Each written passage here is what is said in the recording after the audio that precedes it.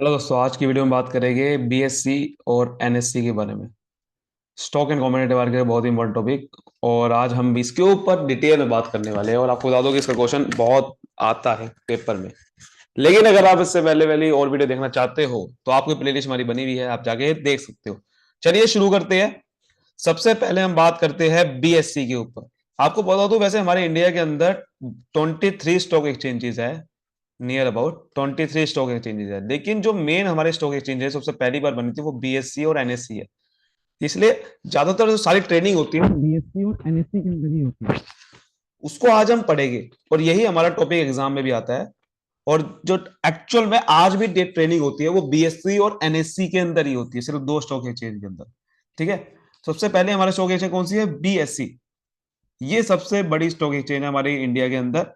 BSc जो है Bombay stock exchange, establish हुई थी 1875 में। ये गलत है, यहां पर 1887 लिखा हुआ ना।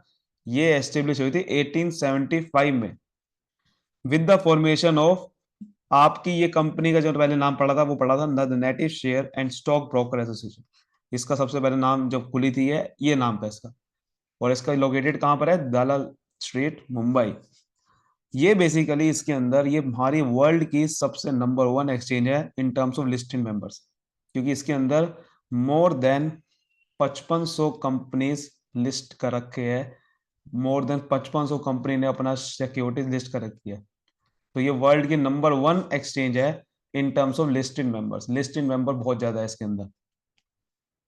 और इसकी जो कंपनी की वैल्यूएशन है, कंपनी की जो वैल्यूएशन है ये वो कितनी है?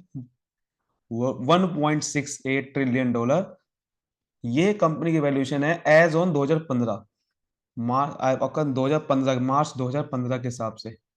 बहुत ज्यादा वैल्यूएशन है, इसका मतलब हमारी कंपनी बहुत बड़ी कंपनी है। बीएससी जो है वो वर्ल्ड इंडिया की सबसे पहली और वर्ल्ड की सेकंड स्टॉक एक्सचेंज है जिसको आईएसओ मार्क मिला था 9001-2000 सर्टिफिकेशन इसको मिला था। अगर ये सर्टिफिकेशन मिल जाता है इसका मतलब ये कंपनी बिल्कुल ऑथराइज्ड है, रेगुलेटेड है, और बिल्कुल ट्रस्ट कर सकते हैं हम इस कंपनी पे। सो बीएससी को ये पहला, इंडिया में पहले स्टॉक एक्सचेंज जिसको ये सर्टिफिकेशन मिला, और वर्ल्ड की सेकंड है।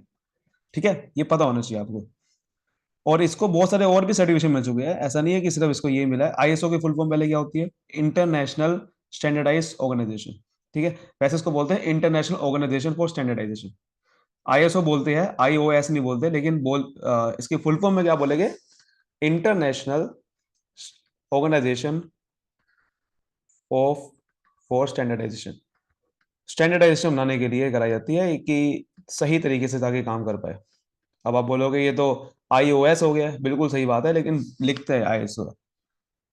ठीक है। सो ये बीएससी आज भी इसका, बेसिकली इसका बहुत रेलिवेंस है और आज भी इसके अंदर ट्रेनिंग होती है। इसके अंदर जो सारी ट्रेनिंग होती है वो ऑनलाइन होती है। ऑनलाइन ट्रेनिंग होती है, तो इसलिए वो इसकी इंडिया की सबसे पहली, वर्ल्ड की सेकंड ऑफ ट्रेनिंग ये सर्टिफिकेट उसको मिला है। ये ऑनलाइन ट्रेनिंग का भी सर्टिफिकेट इसको मिलता है। ये सर्टिफिकेट ऐसा नहीं चलती, ऑनलाइन ट्रेनिंग करने के लिए एक सर्टिफिकेट मिला हुआ है इसको। वो सर्टिफिकेट का नंबर भी आपको याद रखना है, 779 सर्टिफिकेशन में इसको मिला हुआ है। ये किससे मिला है ये भी आप ध्यान से समझ लो। देखो ये सर्टिफिकेशन किससे मिला है, देखो ध्यान से समझना बात को, क्योंकि मैं आपको कुछ ऐसी बातें बता रहा हूं जो कि आपको पता होनी बहुत जरूरी है। Information security management system standard. ठीक है, information security management system standard, BS. ये बेसिकली एक नाम है, बहुत बड़ा नाम लग रहा होगा आपको बिल्कुल। Information security standard, information security management system standard.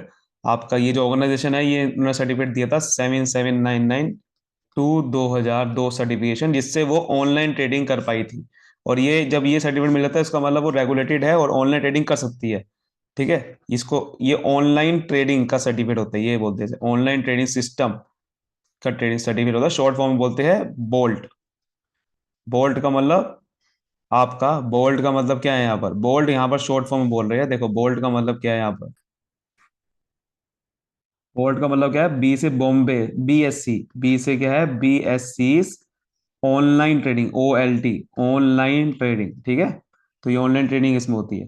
तो फीचर पढ़ लेते हैं। It provides efficient and transparent market for trading in equity. Equity में ट्रेडिंग करने के लिए, डेट में और डेरिवेटिव, किसी भी तरीके की आप ट्रेडिंग कर सकते हो ट्रांसपेरेंट और एफिशिएंट तरीके से। इसका एस्टेब्लिश हुई थी इस नाम से, the native share and stock broker association. It always been at par with international standard. International standard इसमें बनाए हुए हैं, उससे ही चलती है, इसलिए आप बिल्कुल ट्रस्ट कर सकते हो। पहली, it was the first stock exchange in the country. हमारी कंट्री की पहली स्टॉक एक्सचेंज यही थी। ऑब्जेक्टिव क्या था इसका स्टॉक एक्सचेंज का? To safeguard the interest of investing, ताकि पब्लिक को इन्वेस्ट करने में कोई दिक्कत ना हो, सेफ गार्ड मिले। To establish and promote honourable practices in security transaction. Security transaction में बिल्कुल सही प्रैक्टिसेस हो और उसको सही तरीके से बढ़ावा मिले। To promote, develop and maintain well regulated, well regulated market है, ऑब्वियस सी बात है। और इंडस्ट्रियल डेवलपमेंट बनाया जाए, इंडस्ट्रियल डेवलपमेंट हमारी कंट्री के अंदर हो, ज्यादा इन्वेस्ट करें लोग, इसलिए बनी थी। एडवांटेज इसके क्या है? बड़े सिंपल से एडवांटेज है। कंपनी के पॉइंट ऑफ सबसे बड़ा एडवांटेज हुआ कि कंपनी को कैपिटल मिल जाएगी, उनके शेयर आपके इसमें ट्रेडिंग हो जाएगी, ट्रेडिंग जल्दी, लिक्विडिटी आ जाएगी। So company who share coated on stock exchange they enjoy better reputation. क्योंकि जिस कंपनी के शेयर लिस्ट होते हैं तो उस कंपनी की प्रेस्टीज बढ़ जाती है, रेपुटेशन बढ़ जाती है कि हाँ ये कंपनी जेन्युइन है। उसका मार्केट वैल्यू बढ़ जाती है शेयर्स की, कोई भी शेयर खरीद सकता है, बेच सकता है। मार्केट प्राइस इसका बढ़ता है, क्योंकि जब ज्यादा शेयर बिकेंगे, खरीदेंगे लोग, तो मार्केट डिमांड बढ़ेगी, उसकी डिमांड बढ़ेगी तो शेयर का प्राइस बढ़ जाता है। It raise the bargaining power of the company in the event of amalgamation and absorption. अगर कोई कंपनी किसी से मिल रहे वाली है, मर्जर कर रही है, अमालगमेशन मतलब मर्जर कर रही है, या किसी के साथ एब्जॉर्प्शन हो रही है, मतलब कोई इसको एक्वायर कर रहा है, तो उसकी जो बार्गेनिंग पावर है, यानी कि वो पैसा छुटवा सकती है सामने वाली से, क्योंकि उसकी रेपुटेशन बढ़ जाती है। इन्वेस्टर पॉइंट ऑफ सबसे बड़ा बेनिफिट ये है कि लिक्विडिटी मिल जाती है। अगर आपने किसी के शेयर खरीदे हुए हैं तो आप फटाफट इजीली सेल कर सकते हो कभी भी, ठीक है ना? तो लिक्विडिटी आ जाती है, पैसा कन्वर्ट हो जाता है। Security dealt on stock exchange are good collateral security for them. मतलब अगर आपके पास सिक्योरिटीज है, और सिक्योरिटी अगर आपकी स्टॉक एक्सचेंज में लिस्ट है वो, तो आप उसको दे के सिक्योरिटी को, कोलेटरल सिक्योरिटी यानी इसको गिरवी रख के आप लोन ले सकते हो। सिक्योरिटी को गिरवी रख के भी आप लोन ले सकते हो, लेकिन वो तभी ले सकते हो जब वो स्टॉक एक्सचेंज में लिस्ट हो। तो इसलिए बीएससी का फायदा हो गया ना। आप सिक्योरिटी को लिस्ट करवाओ, मतलब लिस्टेड है अगर आपकी, तो आप लोन ले लो उससे। Stock market protect the interest of investor. Investor का इंटरेस्ट प्रोटेक्ट हो जाता है, तो इन्वेस्टर को कोई दिक्कत नहीं आती। Present net worth of equity cap can be known easily. अपनी आप इक्विटी की जो प्रेजेंट नेट वर्थ है कि भाई कितना पैसा ये दे सकते हैं, वो आप दे सकते हो इन्वेस्टर के पॉइंट ऑफ से। कम्युनिटी के पॉइंट ऑफ से क्या है कि कम्युनिटी में आपका क्या, सोसाइटी में क्या बेनिफिट होगा? कैपिटल फॉर्मेशन हो जाएगी, क्योंकि वो जो पैसा स्टॉक एक्सचेंज में, सिर्फ पैसा आपका, बल्कि आपका एक तो पैसा बढ़ता है इन्वेस्टर का, तो कैपिटल फॉर्मेशन होती है। दूसरा क्या होता है इसमें? आईपीओ होता है। आईपीओ मतलब इनिशियल पब्लिक ऑफरिंग, ये मैं आपको बता चुका हूँ प्राइमरी मार्केट में। जब पहली बार कंपनी पैसा इशू करती है तो वो भी स्टॉक एक्सचेंज के अंदर ही होता है आईपीओ। तो कैपिटल फॉर्मेशन होती है, उस पैसे से कंपनी इन्वेस्ट करती है। गवर्नमेंट अपना सिक्योरिटी को आपका बेच सकती है स्टॉक एक्सचेंज के थ्रू, जिससे वो अपना फंड रेज कर सकती है और अलग अलग प्रोजेक्ट में इन्वेस्ट कर सकती है। क्रेडिट कंट्रोल कर सकती है गवर्नमेंट ओपन मार्केट ऑपरेशन से। शेयर को बेचना खरीदना वो भी स्टॉक एक्सचेंज में ही होता है। क्रेडिट कंट्रोल होता है जिसके अंदर गवर्नमेंट क्या करती है? प्राइसेस को कंट्रोल करती है हमारे कंट्री के अंदर। इकोनॉमिक डेवलपमेंट होती है जब कैपिटल फॉर्मेशन होगी तो। ठीक है, बात समझ में आ रही है सारी? अगली हमारी जो स्टॉक एक्सचेंज होती है, अच्छा एक चीज होता है तो हमारा बीएससी के बारे में, जो कि यहाँ पर आपको नहीं लिखी भी, ठीक है? बीएससी के बारे में थोड़ा सा और आगे आपको बातें बताता हूँ। बीएससी के बारे में देखो, ज्यादा आप डिटेल में इतने अगर आपका कोई बिल्कुल इतना बड़ा क्वेश्चन नहीं आएगा, तो इतने डिटेल में जाने की वैसे जरूरत है नहीं। फिर भी आपको कुछ बातें इसमें पता होनी चाहिए। क्या बातें हैं वो? देखो ध्यान समझो मेरी बात को। सबसे पहले लिस्टिंग का कुछ क्राइटेरिया होता है, जैसे कि अगर आपको लिस्टिंग करानी है बीएससी में, तो कैसे हो सकती है लिस्टिंग? देखो ध्यान से, मेरी बात ध्यान समझना की, एक एक बात ध्यान समझना मेरी बात, तब जाके आपको समझ में आएगा। देखो, आपकी जो मिनिमम कैपिटल रिक्वायरमेंट है बीएससी में, यानी कि आपको वो कितनी होनी चाहिए? पहले 1 करोड़ मिनिमम आपको कैपिटल रिक्वायरमेंट, अगर आपकी 1 करोड़ की है तो आप बीएससी में लिस्ट करा सकते हो अपनी सिक्योरिटी। अगर और आपकी मिनिमम नेट वर्थ, आपकी जो पूरे वैल्यूएशन है कंपनी की, वो 3 करोड़ होनी चाहिए। 3 करोड़, ठीक है? इस तरीके से देखती है। और भी कई सारी चीजें होती है, लेकिन मैं आपको ये चीज दिखा रहा हूँ, ये बेसिकली पता होनी चाहिए। ये और भी कई सारी चीजें होती है, और लिस्टिंग कराने के लिए कंपनी को फीस भी लगती है। और भी कई सारी चीजें होती है। अगर कंपनी को आईपीओ रेस कराना है, लिस्टिंग आईपीओ रेस कराना है स्टॉक एक्सचेंज में, तो जो इशू साइज है मिनिमम इशू साइज है आईपीओ का, वो 10 करोड़ होना चाहिए। इस तरीके से कई सारी और भी चीजें हैं जो कि हम इतना डिटेल में भी नहीं जाने वाले इसकी, बिकॉज अगर आपका वो बहुत बड़ा टॉपिक नहीं है तब मैं इसमें डिटेल में इतना नहीं जाने वाला। आपको बेसिक बेसिक इसमें समझ आना चाहिए कि क्या चीज कर रहा है, ठीक है, बेसिक पता होना चाहिए। चलिए अब बात करते हैं हमारा एनएससी के ऊपर, national stock exchange. National stock exchange जो है वो करी बनी थी नवंबर 1992 में। ये भी बहुत बड़ी इंडिया की लार्जेस्ट स्टॉक एक्सचेंज है, ठीक है। और इसका हेडक्वार्टर मतलब इसका कहाँ पर है, मुंबई में है इसका भी। और ये बहुत ही, ये has develop into sophisticated electronic market, बहुत ही अच्छी खासी इलेक्ट्रॉनिक मार्केट हमारी बन चुकी है। और ये basically it conduct transaction in the wholesale debt, debt equity derivative सब कुछ वही है इसके अंदर भी। तो वो सब कुछ लगभग वही है। और सब कुछ वैसे ही का वैसे ही इसके अंदर ट्रांजेक्शन होती है जैसे कि उसमें होती है, ठीक है। अब बात करते हैं ऑब्जेक्टिव। ऑब्जेक्टिव क्या है इसका? ऑब्जेक्टिव यही है कि nation wide trading facility provide करना, इस सबकी सिक्योरिटीज की इक्वल एक्सेस देना इन्वेस्टर को सारे कंट्री के अंदर, fair efficient transparent security market में प्रोवाइड करना इन्वेस्टर को, करंट इंटरनेशनल स्टैंडर्ड को मीट करना, ठीक है। एडवांटेज समझते हैं एनएससी का। एडवांटेज क्या है? एनएससी का एडवांटेज ये है कि इसको वाइडर एक्सेसिबिलिटी होती है कि नेशन वाइड कवरेज है, सारे इन्वेस्टर कहीं भी बैठा हो वो ट्रांजेक्शन कर सकता है यूनिफॉर्म प्राइसेस पे। स्क्रीन बेस्ड ट्रेडिंग का मतलब होता है यहाँ पर आप इलेक्ट्रॉनिक ट्रेडिंग होती है, ऑनलाइन ट्रेडिंग होती है। आप इसके पोर्टल में जाओ और ट्रेडिंग कर सकते हो।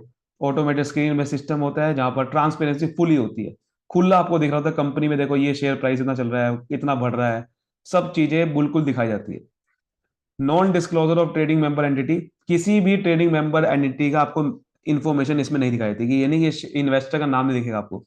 बहुत जल्दी मैचिंग ऑफ ऑर्डर हो जाते हैं इसके अंदर, जैसे आप ऑर्डर प्लेस करोगे मुझे बेचना है खरीदना है, फटाफट काम होता है। डीमेटलाइज्ड फॉर्म में होता है। डीमेटलाइज्ड फॉर्म का मतलब आपका ये जो पैसों में बेसिकली शेयर्स में फॉर्म में होता है डीमेटलाइज्ड फॉर्म में, कि आप शेयर को बेचोगे खरीदोगे तो सारा पैसा आपका डीमेट अकाउंट में आएगा, डीमेट अकाउंट से डील होगा। एक डीमेट अकाउंट बनता है। डीमेट अकाउंट क्या होता है? डीमेट अकाउंट एक ऐसा अकाउंट होता है जहां पर सारी की सारी जो ट्रांजेक्शन है शेयर से रिलेटेड, सिक्योरिटी से रिलेटेड, वो सारी की सारी डीमेट अकाउंट के अंदर होती है। और डीमेट अकाउंट में सारी कि आपने शेयर कितने खरीदे और कितने शेयर आपने बेचे, वो सब इसके अंदर आता है। तो ये डीमेट अकाउंट खोलना पड़ता है और उस फॉर्म में आपकी सारी की सारी ट्रेडिंग होती है कि शेयर आपके कितने हैं कितने नहीं हैं उसके हिसाब से। एफिशिएंसी बहुत ज़्यादा है, बहुत जल्दी इसमें अच्छी खासी बहुत तरीके से, कॉस्ट भी कम लगती है, प्रोफेशनलिज्म बहुत ज़्यादा है इसके अंदर, ठीक है। उसके बाद हम ये हमारा बेसिकली ये था। उसके बाद अगर हम थोड़ी सी और बात करें एनएससी के ऊपर, वैसे एनएससी के रिलेटेड इतना ही है, लेकिन अगर एनएससी की थोड़ी सी और बात करें तो थोड़ी सी मैं और बात कर सकता हूँ वैसे आपके इसके अंदर। वो ये है एनएससी में लिस्टिंग के बारे में। एनएससी में लिस्टिंग कैसे होती है? देखो, अगर आपको एनएससी में लिस्ट करना है तो कंपनी की जो पेड अप कैपिटल है, पेड अप कैपिटल क्या होती है? जो कंपनी जितनी आपको बेसिकली कंपनी को पैसा मिला है शेयर के थ्रू, वो 10 करोड़ से ज्यादा होना चाहिए, तब आप लिस्ट कर सकते हो, ठीक है। या फिर उसका मार्केट कैपिटलाइजेशन मतलब वैल्यूएशन, वैल्यूएशन कह दो या मार्केट कैपिटलाइजेशन कितने होना चाहिए? 25 करोड़ से ज्यादा, तब आप लिस्ट कर सकते हो। यस, ऐसे कई सारे और भी रिक्वायरमेंट है, लेकिन ये मिनिमम ये रिक्वायरमेंट तो है ही। ऐसे ही अगर आपको आईपीओ के लिए लिस्ट कराना है कंपनी को, तो उसके लिए जो पेड अप कैपिटल है वो भी 10 करोड़ से ज्यादा है, 10 करोड़ ज्यादा चाहिए। और वो भी 25 करोड़ से उसका मार्केट कैपिटलाइजेशन यानी कि नेटवर्क ज्यादा होने चाहिए, ठीक है। आई होप ये सब चीजें आपको समझ में आई होगी। ये सब चीजें बेसिकली इसमें था और यही आज की वीडियो के लिए है। इसमें हमने ये चीज समझी और बेसिकली आई होप ये सब चीजें आपको अच्छे समझ में आई होगी। आज की वीडियो के लिए इतना ही, क्योंकि इसमें आज हम डिटेल में इतना नहीं पढ़ेंगे, लेकिन अब उम्मीद करता हूँ ये सब चीज आपको अच्छे समझ में आई होगी। वीडियो को लाइक करिए, फिर सब्सक्राइब करिए, फैला दीजिए। Thank you so much, all the best, मिलते हैं।